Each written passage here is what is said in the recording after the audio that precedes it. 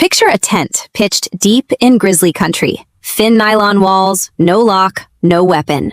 You're inside it, unconscious, for 8 straight hours. A park ranger walking past that scene at midnight would assume it ends badly. It almost never does. So what if the obvious explanation, that predators simply can't find you out there, is exactly backwards? What if something is standing 20 feet from that tent right now, and it isn't distance keeping you alive, and it definitely isn't luck? Stick around, because by the end of this video, you'll meet the one predator in recorded history who broke every single rule on this list, and its body count is still used as a measuring stick for how bad an animal attack can possibly get.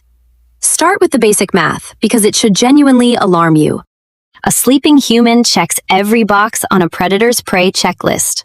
You're somewhere around 150 to 200 pounds of exposed protein.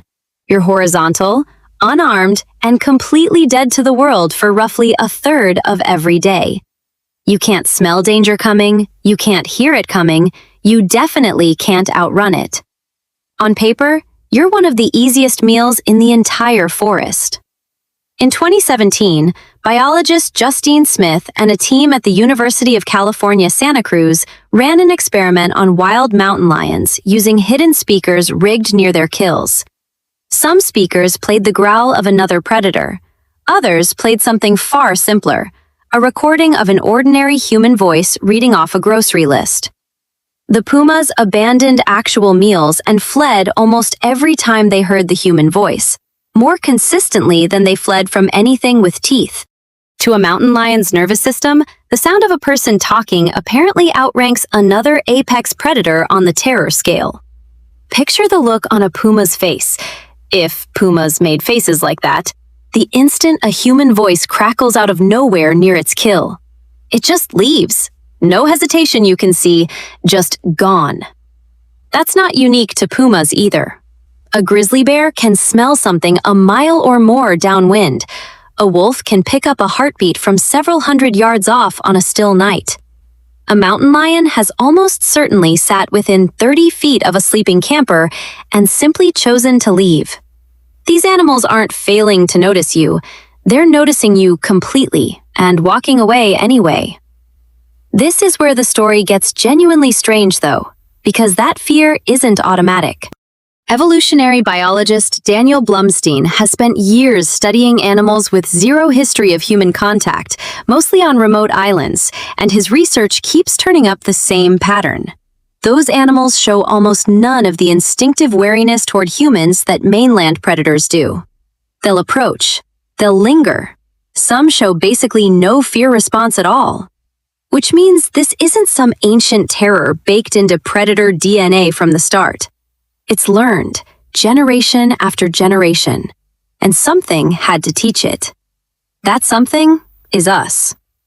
Humans have hunted large predators for hundreds of thousands of years, and in that time, we've driven several fully extinct. The dire wolf, the cave lion, the American cheetah, gone. Every large predator alive today descends from animals cautious enough to survive contact with our species. A sleeping deer is still just a deer. A sleeping human might have a spear within arm's reach, and somewhere in the inherited instincts of every wolf on the planet, that possibility still quietly matters. There's a name for the specific flavor of fear this produces: neophobia, a fear response aimed at things an animal has no category for. Not a spider phobia, nothing that specific. Think about jolting awake at 3 a.m. because your house made a sound it's never made before. You don't investigate calmly. Your whole body goes on alert because your brain has no filed answer for that noise. Now stack that same feeling across smell, sound, silhouette, and body heat, and you're roughly experiencing what a grizzly feels the first time it gets close to a human campsite. We fail almost every category check a predator runs. We stand upright, and here's a detail almost nobody mentions. Bipedal posture itself reads as a threat display to plenty of animals. Gorillas rear up to intimidate rivals. Bears stand on their hind legs specifically to look bigger and more dangerous. Nobody's entirely sure why an upright stance reads as a threat to non-primates specifically, honestly, but the pattern holds across an oddly wide range of species. A creature that just walks around vertical, permanently, as its default setting, is broadcasting a low-grade, don't test me signal it never even asked to send. Add the smell of fire, synthetic fabric, and food chemicals that don't occur anywhere else in nature, and a human doesn't register to a wolf as prey. It registers as an open question the wolf has decided isn't worth answering. That brings us back to where this video started, and the one predator that actually did answer it. In 1898, 2 lions in Kenya killed dozens of railway workers building the Uganda Railway near the Tsavo River over roughly 9 months, before both were finally shot by Lieutenant Colonel John Henry Patterson. Both lions turned out to be maneless, which is already unusual, and one had severe dental damage that had made hunting its normal prey nearly impossible. A few years later in Nepal and India, a tigress, later known as the Champawat Tiger, killed an estimated 436 people, still the highest confirmed human body count ever attributed to a single wild animal. There's something almost darkly funny about how precise that number is, for a body count from more than a century ago.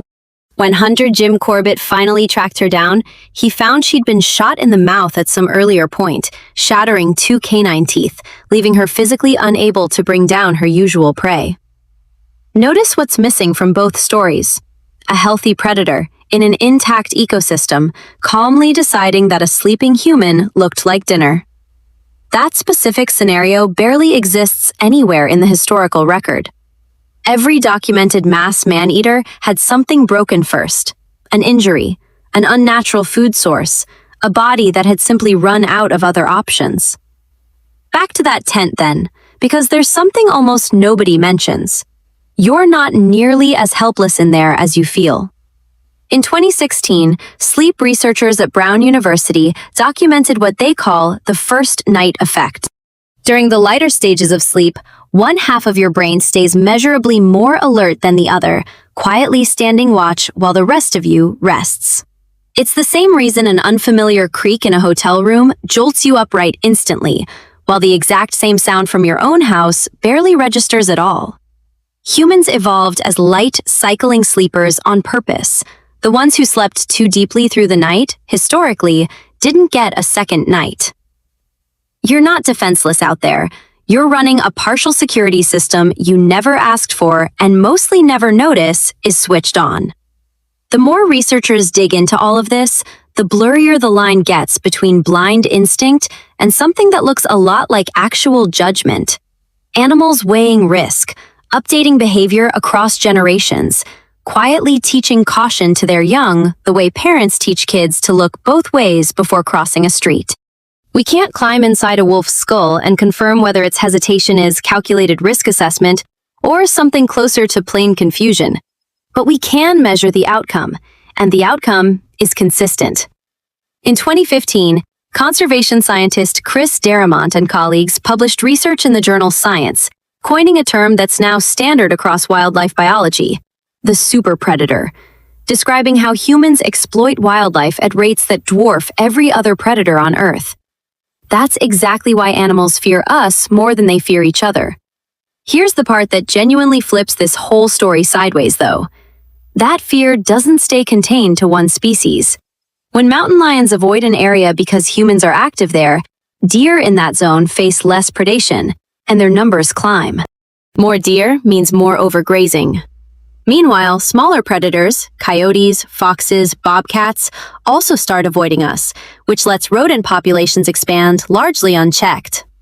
One species' fear, radiating outward through an entire ecosystem, quietly reorganizing who eats what, without a single direct encounter ever happening. The fear you assumed was aimed only at you is actually running an enormous part of the show behind the scenes. So the wolf that circles your tent at 3 a.m. and simply walks away isn't sparing you out of mercy. It's running the same cautious calculation its ancestors ran for a few 100,000 years, and landing correctly on the conclusion that you're not worth the risk. That fear, taught the hard way, over and over, across an almost unimaginable stretch of time, is what let your ancestors build the fire, the tent, the entire species sleeping soundly enough to keep going. So next time you're lying awake, listening to something move in the dark outside that thin nylon wall, that flicker of ancient anxiety isn't irrational. It's just old. And the thing outside, right now, has already run its own math. It already knows better.